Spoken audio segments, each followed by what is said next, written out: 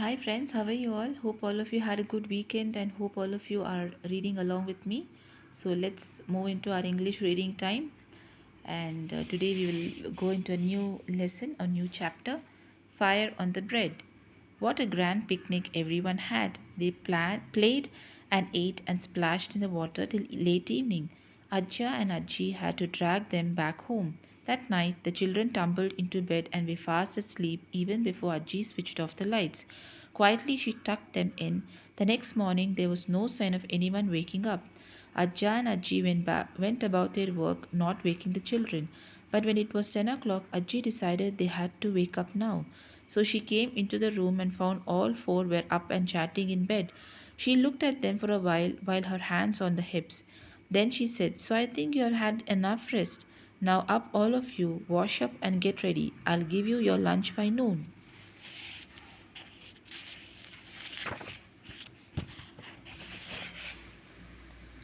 All the others jumped up except Anand. He grinned at Ajji and said, "You know I can live without food if I get a lie in bed all day."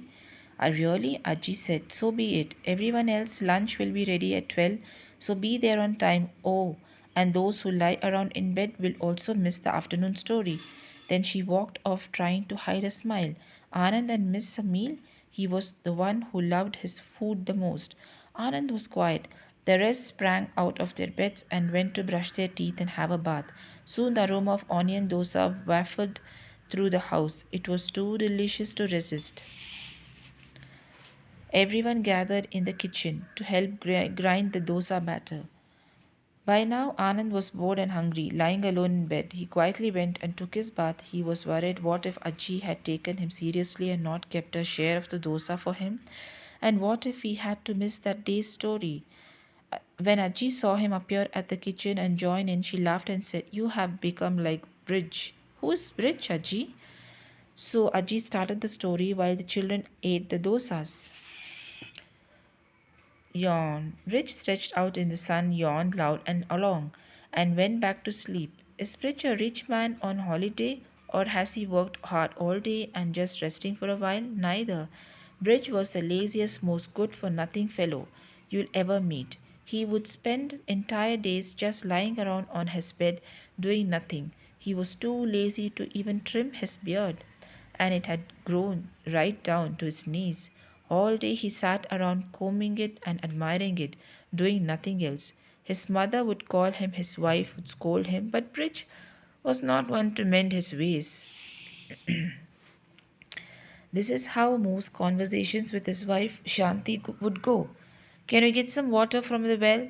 "There is no water in the house." "The well is dry. There's no water there." "Can you fetch water from the pond at least?" "The pond is too far. I can't walk so much for a pot of water." "Then pluck those coconuts from the tree." "Oh, those coconuts are still tender. Let's pluck the next month." "What about getting some areca nuts from the tree then?" I'm turning the page.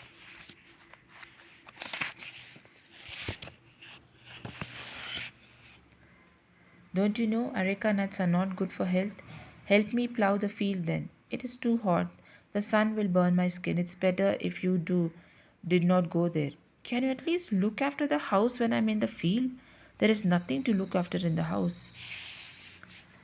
And so on and on. Rich would make excuses for not doing any work that was asked of him. Of course, he was never too tired to eat. As soon as his wife would lay out the meal, he would jump out of bed saying, "Oh, you have prepared food for me with such love. It is my duty to eat it." And then he would gobble down all that was given. So I'll just end it here and I'll keep it curious as usual. So read along with me. I'll see you again all tomorrow. Take care.